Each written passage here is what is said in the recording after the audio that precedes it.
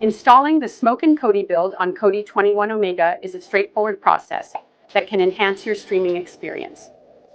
First, launch Kodi and navigate to the settings by clicking on the gear icon. From there, go to System and enable unknown sources under the add-ons menu.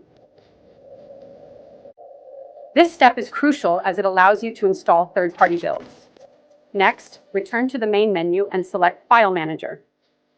Click on Add Source and enter the URL https tinyurl.com doomz19 for the Smokin Build repository.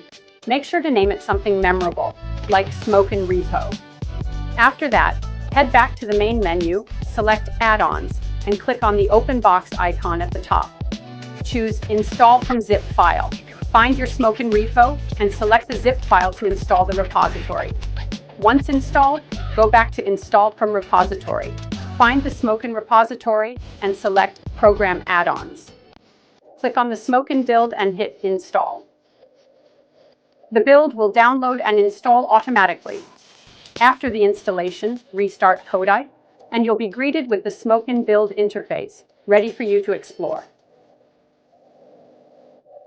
Enjoy your enhanced Kodi experience.